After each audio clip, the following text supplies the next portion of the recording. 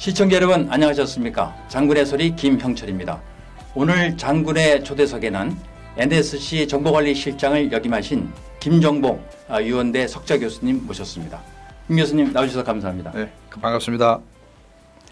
방송활동 그리고 직접 유튜브를 운영하시느라고 바쁘실 텐데도 이렇게 장군의 초대석에 나와주셔서 감사드립니다.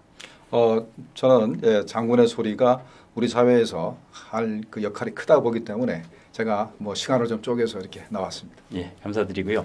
2019년 8월 대한민국 안보가 점점 위험한 상태로 빠지고 있습니다. 8월 29일이 경술 국치일인데요. 다시는 이 땅에 그런 치욕스러운 일이 있어서는 안 되겠다는 생각을 가지면서 우선 우리에게 가장 위협이 되는 안보, 북한으로부터의 위협을 한번 말씀해 주시죠. 네, 현재 북한의 군사적 위협이 우리가 감당할 수 없는 수준까지 현재 굉장히 심각한 수준까지 왔습니다. 벌써 7월 달부터 북한이 연속으로 이제 미사일을 쐈죠. 물론 5월 4일부터 쐈습니다만은 이 미사일들 자체가 우리가 요격을 하기 어려운 그런 미사일이 첫 번째가 이제 이스칸데르급 단거리 탄도 미사일을 쐈죠.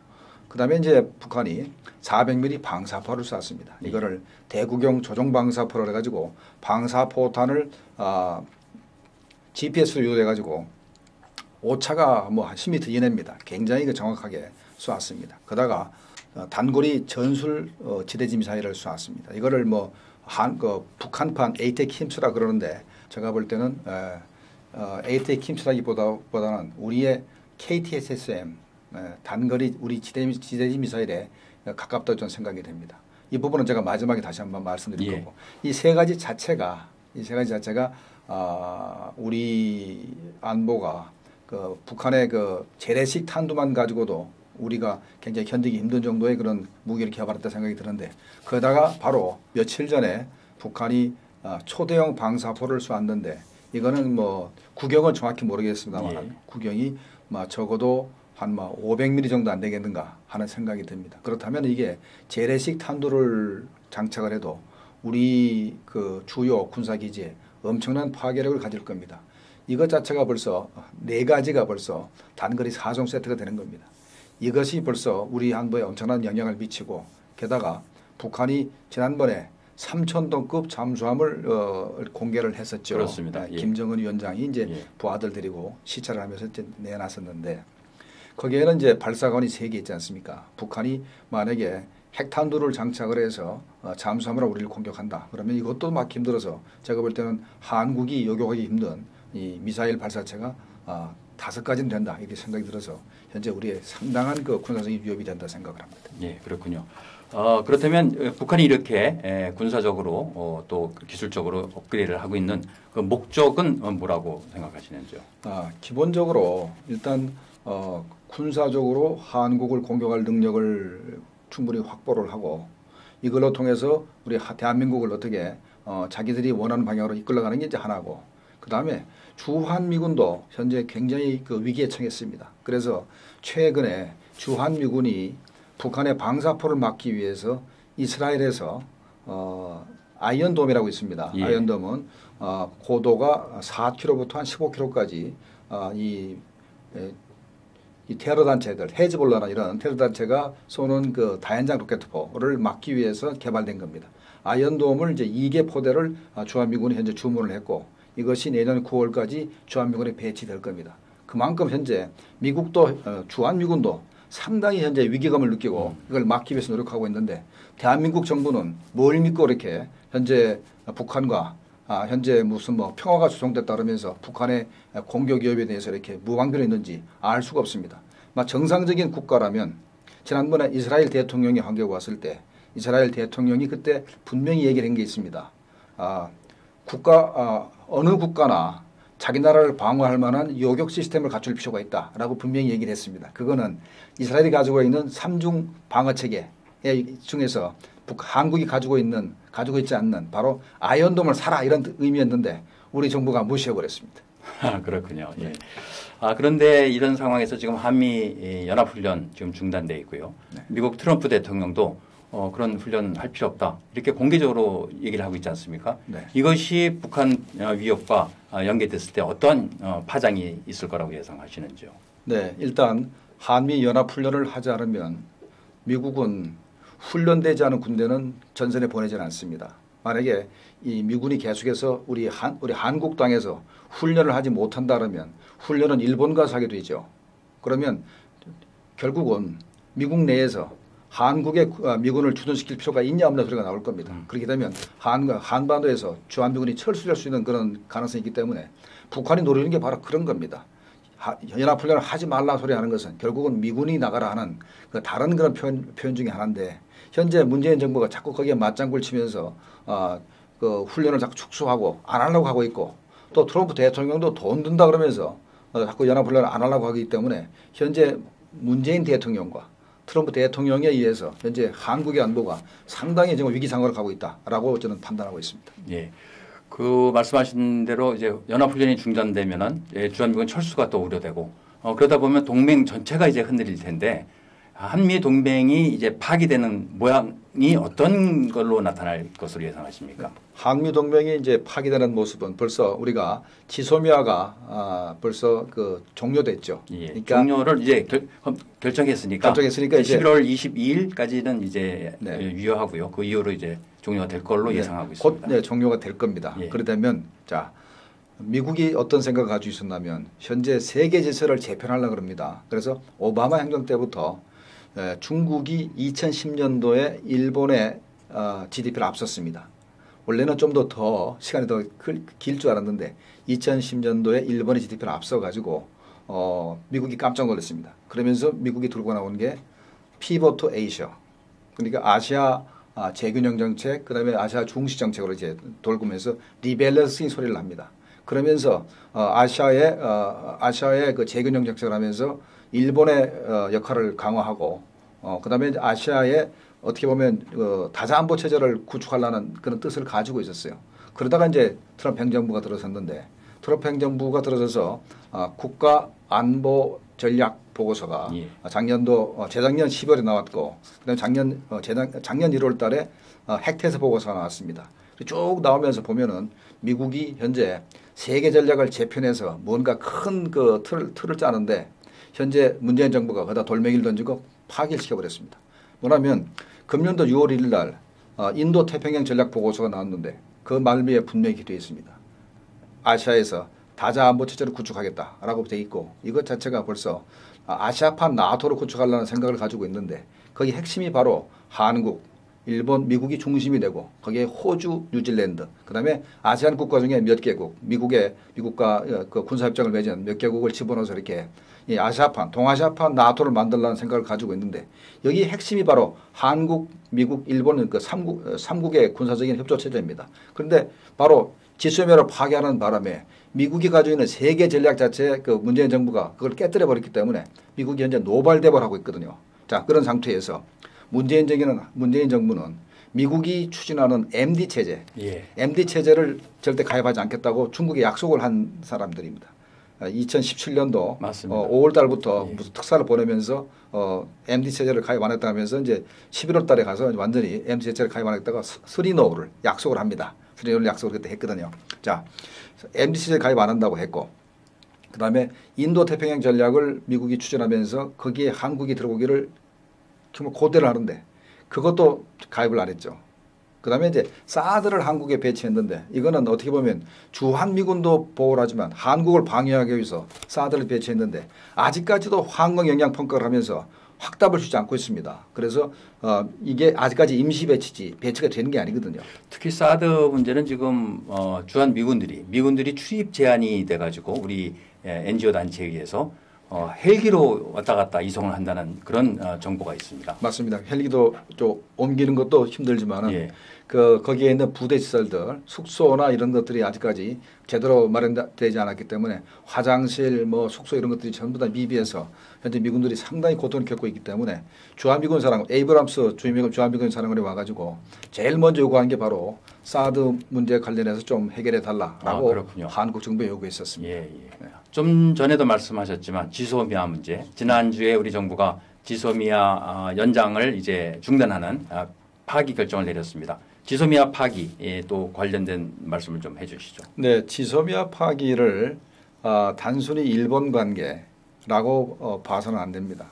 제가 볼 때는 북한이 벌써 2012년부터 우리가 한국과 일본이 지소미아를 체결할 동향을 보였습니다. 그때부터 북한이 노동신문이나 우리민족주의 이런 대선전 매체를 통해서 강력히 반대를 했습니다. 이것이 지소미아 자체가 일본의 우리 한반도 재침에 다리를 놓는 것이다. 교량을 놓는 것이다 하면서 엄청 비난했고 이것이 2016년 11월 달에 이제 체결이 되지 않습니까? 예. 체결된 이후에는 이걸 반드시 폐기해야 된다고 주장을 해왔는데 제가 볼 때는 우리 문재인 대통령이 여기에 동조한 거 아닌가라는 생각이 듭니다. 왜냐하면 한국과 일본이 힘을 합쳐서 북한 체제를 붕괴시키려고 그런다. 그러니까 북한에 대한 체제 보장을 하기 위해서는 한일 관계가 악화돼야 되고 지소미아가 없어야 된다는 생각을 가지고 있는 것 같아요. 이 양반이 최근 들어서도 평화경제라 그러면서 3번씩 얘기를 했거든요. 그렇습니다. 미국한테 네. 아니, 북한한테 그렇게 모욕을 당하면서도 평화경제를 얘기하고 거기에서 통일을까지 얘기합니다. 통일까지 얘기합니다. 네. 그때 평화경제를 얘기하면서 통일을 얘기하고 그러면서 지소미아를 바로 파기하고 하면서 이제 뭔 얘기를 한다면 어떠한 그 외부적인 위협에도 흔들지 않는 나라를 만들겠다라고 하면서 그러니까 미국이나 일본과 상관없이 어떤 그 남북한의 협조에 의해서 흔들리지 않는 나라를 만들겠다고 한 결과가 자체가 바로 지소미아 파기라고 생각을 합니다. 그런데 여기 이제 파급 영향이 굉장히 크죠. 일본과의 뭐 문제는 앞으로 독도 근처에서 아마도 상당히 이제 그 충돌이 있을 겁니다. 물론 뭐 서로 미사일을 쏘거나 이런 벌어지지 않을 것 같습니다만 우리가 지난번에 봤지 않습니까? 우리가 이제 광개토 대항하면 이제 사격 통제 레이더를 뭐 조사했다는 그런 의혹이 제기된 적이 있고 일본은 분명히 초계기를 초고고도로 이제 비행을 하면서 우리 광개토 대항함을 협박을 했었습니다. 이런 그 서로 기싸움이나 이런 상황들이 앞으로 계속 벌어지면서 문재인 대통령 요걸 갖다가 아주 딜길 겁니다. 반일 감정을 이렇게 고취시켜서 얘는 총선에 활용하고 또 아베는 요걸 갖다가 헌법 개정을 통해서 이제 일본이 보통국가로 갈 수 있고 군사력을 증강할 수 있는 쪽으로 이제 가지고 가기 때문에 문재인 대통령이 노린 것이 바로 아베하고 문재인 대통령이 서로 윈윈하기 위한 것이라는 게 하나고 그다음에 문제는 이 지소미아가 아까도 정확히 얘기했습니다. 미국의 큰 세계 전략의 일부분인데 지소미아가 파괴되면서 한미 동맹의 균형을 가져오고 이게 결과적으로 봤을 때 주한미군 감축이라든가 하는 부분으로 계속 직결될 수 있다. 결국은 자칫 잘못하면은 이 방위비 분담 문제를 논의하는 과정에서 쌍방 간의 감정이 격화되게 되면은 아마도 주한미군 철수까지도 이루어질 수 있는 그런 계기를 문재인 대통령이 이렇게 저질렀다라는 생각이 듭니다. 그 주한미군 철수 말씀하셨으니까 결국 주한미군이 철수되면 한미 상호 방위 조약도 굉장히 위태로워질 거라고 생각을 합니다. 네, 이 한미 상호 방위 조약도 지금 지소미아처럼 예. 어느 일방에서 파기를 선언하면 파기가 되는 것입니다. 그렇기 때문에 만약에 트럼프 대통령도 현재 한국이 동맹국이냐 하는 생각을 많이 가지고 있어요. 거기 바로 동맹국이라는 의문을 제거하는 것이 가장 큰 게 문재인 대통령이 입만 벌리면 물론 한미 정상회담 때 얘기입니다. 북한에 대해서 제재를 해줘야 북한이 비핵화를 한다는 소리를 자꾸 합니다. 이거는 미국의 기본적인 정책과 정반대거든요. 예. 그러니까 제재를 유지해야만 북한이 어쩔 수 없어서 비핵화를 한다는 생각을 가지고 있는 미국과 문재인 대통령은 정반대로 제재를 해제해줘야 북한이 비핵화한다고 하니까 항상 부딪히는 거고 문재인 대통령은 바로 북한의 대변인 역할을 쭉 해왔기 때문에 트럼프 대통령 입장에서는 문재인 대통령이 정말 동맹국의 지도자냐 하는 문제를 바로 제기하는 게 첫 번째입니다. 예. 첫 번째고 그다음에 미국이 주한미군도 방위하고 한국을 방위하기 위해서는 한국에 있는 여러 가지 미사일 사이트들이 있죠. 미사일 기지가 우리나라도 이제 상당히 그래도 괜찮은 미사일 레이더를 많이 갖다 놨기 때문에 그 레이더 사이트에서 입수된 정보가 미국이 전부 다 그걸 갖다가 통제를 해서 미국의 그 MD망에다 가입을 시키게 되면은 북한의 미사일이나 다연장 로켓 투척 이런 거를 정확히 파악을 해서 요격할 수 있는 시스템을 만들 수가 있는데 한국이 MD에 가입하고 있지 않습니다. 그렇죠. 예. 현재 문재인 정부는 아까도 얘기했습니다만 쓰리노를 얘기하면서 쓰리노가 이겁니다. 뭐 사드를 더 이상 배치하지 않는다. 한미일 군사동맹으로 가지 않는다. 그다음에 이제 MD 체제 가지 않는다. 이렇게 세 가지가 쓰리노인데 바로 이제 미국이 싫어하는 건 다 이제 미국이 싫어하는 것만 하겠다고 이제 약속을 한 건데 바로 MD를 가입을 안 했기 때문에 미국이 현재 분노하고 있는 것이고 아까 조그맣게 얘기했던 인도 태평양 전략도 가입 안 한다 그랬고 그다음에 사드 문제가 또 그렇고 그다음에 또 중거리 미사일을 미국이 좀 배치를 하고 싶습니다. 한국에. 물론 아직은 약간의 시간이 있죠. 중거리 미사일은 현재 미국이 INF 협정을 폐기하는 것이 8월 2일이기 때문에 아직까지 중거리 탄도미사일이 완성도 안 됐고 중거리 크루즈 지대지 미사일은 지난번에 뭐 한 1, 2주 전에 이렇게 시험 발사를 한번 하긴 했습니다만 이것도 완성되려면 조금 시간이 걸립니다. 이게 완성되면 곧 압박이 들어올 겁니다. 압박이 들어올 텐데 근데 벌써 압박이 들어오기 전에 노영민 비서실장이 국회에 가서 우리는 그런 얘기를 미국으로부터 전달받은 적도 없고 앞으로도 그런 걸 배치할 생각이 전혀 없다고 딱 잡아댔습니다. 그렇다면 제가 지금까지 얘기했던 서너 가지 세건 때문에 미국이 한국을 봤을 때 이 한국이 과연 동맹국이냐 하는 그런 의혹을 제기할 겁니다. 바로 거기 문제가 거기 있고 그러면 한미 동맹이 파괴되면 한미 상호조약부터 무효화되고 그러면 주한미일 철수가 이루어지고 한국은 미국의 방어선에서 제외될 겁니다. 바로 6.25 당시 같이 HG선 라인 밖으로 신 HG선 라인 밖으로 한국이 이제 동떨어지기 때문에 한국은 요즘 시체말로 오면처가 하는 말이 있는데 오면처가 될 겁니다. 그러시군요. 지소미아 관련해서 청와대에서는 일본으로부터 받은 정보가 큰 의미가 없었다. 한 번도 한마디로 효용 가치가 없었다. 이렇게 일축을 하고요. 네. 그렇지만 정경도 국방장관은 국회에 출석해서 굉장히 전략적으로 중요하다. 이런 발언을 했습니다. 네, 네. 그리고 실질적으로 지난 2년 9개월간 한일 양국이 29번 서로 정보를 교류한 것으로 나타나 있습니다. 네. 그런데 청와대와 국방부의 말이 이렇게 다른 것은 네. 어떤 이유가 있다고 보시는지요? 자, 국방부의 실무자들 입장에서는 예. 우리가 가진 레이더의 최대 사거리가 8,900km밖에 안 되지 않습니까? 예. 북한이 내륙 깊숙이에서 동해 쪽으로 이렇게 쏘게 되면 우리 레이더 탐지거리 바뀝니다. 그 탐지를 할 수가 없죠. 그러면 바로 탐지를 할 수 없는 부분은 일본의 정보를 주로 이용해 왔죠. 일본의 이지스함이라든가 아니면 일본의 국내에 배치되어 있는 탐지거리 1,000km짜리 레이더가 이제 4개가 있는데 예. 거기서 이제 탐지된 것을 이제 우리가 이용을 합니다. 그러니까 우리가 뭐 대개 충청북도에서 죽동북도에서 이제 한 뭐 8,900개짜리 레이더를 지금 운영하고 있죠. 그러면 이제 이게 뭐 대략 그 함경남도 남쪽 지역 정도까지 보는데 만약에 이게 함경 북도 쪽으로 올라가든가 아니면 일본 쪽으로 많이 가게 되면 볼 수가 없습니다. 그렇군요. 그러면 일본 쪽에서 잡힌 레이더가 탄착점을 우리한테 가르쳐 줄 수가 있습니다. 우리는 발사하는 위치는 아는데 탄착점을 모르지 않습니까? 그러면 이게 탄착점을 모르게 되면 최대 사거리하고 요격 고도도 있죠. 정점 고도도 사실 밝히기가 좀 힘들거든요. 그래서 이 탄착점을 알아야 그게 이제 정점 고도하고 이제 뭐 속도라든가 이런 걸 다 계산하는데 일본 정보가 합쳐가지고 이게 다 나오는 거거든요. 그렇습니다. 그러니까 일본 입장에서는 발사 지점은 모릅니다. 일본에서 아무리 1,000km 그렇죠. 레이더 가지고 1,000km 레이더 가지고 아무리 와봤자 북한 내륙에 쏜 거는 1,000km 사거리 바뀌거든요. 그러니까 이 지소미아말로 한국과 일본이 정말로 윈윈할 수 있는 정말로 좋은 시스템인데 청와대는 일본에서 의미 있는 정보를 받은 적이 없다라고 주장하는데 이거는 도대체 제가 볼 때는 말이 안 되는 겁니다. 하기사 청와대 입장에서야 군대 실무자들이 아니니까 아무 상관이 없겠죠. 그러니까 자기들은 쓸모가 없다고 생각할지 모르지만 군 입장에서는 굉장히 기묘한 정보입니다. 군에서 정보를 취합할 때는 일본에서 준 정보를 합해가지고 정보를 만들어서 청와대를 보고하면 청와대에서는 국방부에서 했나 보다 이렇게 생각하는 NSC에 근무하셨으니까 그 부분도 잘 아시겠네요. 그렇죠. 자, 대개 보면은 이 대통령 보고서나 이거는 굉장히 압축돼 있습니다. 그렇죠. 보통 한 쪽짜리로 이렇게 만들죠. 압축돼 있기 때문에 이 정보가 어디서 왔다 소리를 할 수가 없어요. 또 출처도 보호를 해야 되고요. 그렇죠. 그리고 판단하는 그 결과만 게 보고가 맞습니다. 되지 중요한 얘기들 출처가 어디서 나왔다는 이런 얘기를 안 쓰게 됩니다. 안 쓰게 되기 때문에 그 일본에서 들어왔는지 미국의 정보인지 이걸 모르기 때문에 아마 청와대에서 그런 황당한 소리를 했다 저는 생각이 듭니다.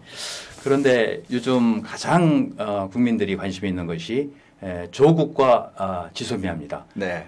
아니 지소미아를 파괴하면서까지 조국을 지켜야 되는 이유가 과연 무엇이냐 하는 것이 굉장한 이제 궁금증으로 증폭되고 있고 우리 젊은 세대 20대 30세들도 조국의 그 비리에 대해서 굉장한 비난을 하고 있거든요. 지소미아와 조국과의 관계 어떻게 보십니까? 자, 이 조국이라는 사람을 알 필요가 있습니다. 예. 조국이라는 사람이 옛날에 산업행 그 관련자였고 한 번도 자기가 산업행 관련해서 처벌을 받았음에도 불구하고 거기에 대해서 반성한 적이 없는 사람입니다. 그러면 산업행 사건을 설명을 해야 되는데 이게 남한 사회주의 동맹 사건입니다. 이거는 수백 명이 대한민국 체제를 전복을 하고 사회주의 국가를 만들기 위해서 지하당을 조직하는 사건입니다. 그래서 사회주의 혁명 지하당을 조직했다가 이것이 한 2년 정도에 걸친 긴 시간 동안에 수사를 받아가지고 결국은 한 40여 명이 실형을 받고 예. 140여 명이 지명수배됐던 그런 큰 사건입니다. 큰 사건인데 그때 이제 백태용이라든가 그다음에 박노해 필명이 박노해지만 이름 본명은 박기평입니다. 이런 사람들이 전부 다 구속됐고 뭐 10여 년 동안 형을 이제 살다 나왔는데 이 조국이라는 사람도 그때 연루돼서 제가 실형을 받은 걸 알고 있어요. 네. 이 조국이라는 사람이 그러면 반성을 했으면 우리가 의심하지 않습니다. 그러니까 이 사람이 생각 자체가 사회주의 세상을 꿈꾼다는 생각을 가지고 있고 만약에 자기가 법무장관이 되면은 문재인 대통령이 이 사람을 법무장관 써야만 되는 것이 예. 현재 평화경제를 만들기 위해서 남북한 교류협력도 해야 되고 그러면 국가보안법도 철폐해야 되고 그다음에 이 자유민주 체제를 수호하려고 하는 그런 법규 때문에 남북한 교류협력을 못하는 부분이 있는데 그렇겠죠. 그런 법률적 해석 문제에 있어서 법무장관을 내세워 가지고 친북적인 활동을 마음대로 할 수 있게 이런 현재 이 끝까지 문재인 대통령이 이 조국이라는 사람을 법무장으로 임명하려고 현재 정말로 온갖 수를 좀 다 쓴 거로 저는 생각을 합니다. 결론적으로 말씀드리면 고려연방제 그리고 사회주의 혁명의 완성을 위해서 조국 같은 법률 전문가가 기술자가 꼭 필요하다는 말씀이 되겠고요. 맞습니다. 이 연방제 얘기가 나왔지 않습니까? 예. 이 연방제를 하려 그러면 전제 조건이 북한이 내세우는 게 여러 가지 있습니다만 가장 중요한 게 두 가지입니다. 예. 일단 국가보안법을 철폐해야 되고 그다음에 주한미군을 철수시켜야 됩니다. 자, 국가보안법을 철폐를 해야 되는데 이게 의회에서 3분의 2 의석이 돼야 이 철폐가 되거든요. 그런 자기들이 3분의 2 의석이 안 되니까 어떻게 합니까? 국가보안법을 무력화시키는 겁니다. 그러니까 북한 체제를 고무하고 찬양하고 하는 것을 우리 검찰에서 기소를 해야 되는데 기소를 하지 않습니다. 대표적인 예가 작년 연말에 김정은이가 서울에 온다 그랬지 않습니까? 예. 서울에 온다 그래서 그때 온갖 단체들이 나타나서 종북단체가 나타나서 백두칭송위원회, 꽃길맞이 환영단, 뭐 위인맞이 환영단 이런 걸 만들어 가지고 그때 한 최소한 7개 단체가 그렇게 만들어졌습니다. 그거 전부 다 보안법 위반으로 어떤 단체에서 고발을 했어요. 고발을 했는데 검찰에서 수사를 안 합니다. 기소도 하지 않고. 이것 자체가 벌써 문재인 정부가 벌써 국가보안법을 무력화시키려고 마음을 먹고 있고 실제로 무력화됐습니다. 지금 광화문 사거리에 나가 보면은 온갖 단체가 나타나서 양키 고홈 주한미군 철수하면서 주한미 대사관을 이 포위를 하고 밤새도록 소리칩니다. 그래도 누구나 경찰에 제지하는 사람이 없어요. 어떻게 보면은 벌써 보안법이 벌써 사실상 무력화됐다는 게 하나고, 자, 그럼 한개 전 정권은 끝났습니다. 이 주한미군 철수 문제인데, 이 주한미군 철수 문제는 아까도 얘기했지만 현재 북한의 온갖 그 공작과 이 정부가 미국과의 관계를 격화시키면서 한미 동맹을 파괴하고 주한미군을 철수하겠다는 의지를 가지고 있습니다. 그 시작이 바로 아마도 전작권 환수가 될 것이고, 전작권 환수만 되면 그 다음부터는 주한미군 철수를 하려고 본색을 드러낼 겁니다. 아직은 그 말 입 밖에도 안 내죠. 알겠습니다. 며칠 전에 공병호 TV에서 공병호 씨가 바로 이런 조국을 등용하는 것이, 임명하는 것이 이런 법률적인 완성을 하기 위한 것인데, 이것은 바로 대통령 탄핵 사유가 된다고 아주 분명하게 밝혔습니다. 저희 대한민국 수호 예비역 장성단도 그런 입장은 뭐 똑같고요. 앞으로 만일 11월 22일까지 이 정권이 지소미아 파기 결정을 처리하지 않으면 저희들은 정권 퇴진 운동에 돌입하기로 선언을 했습니다. 네, 저는 그분에 대해서 정말로 정당하다 생각을 하고 예. 저도 뭐 가능하면 미덕이나마 보탤 생각이 있습니다. 그것이 헌법이 보장한 국민의 저항권 아니겠습니까? 네, 맞습니다.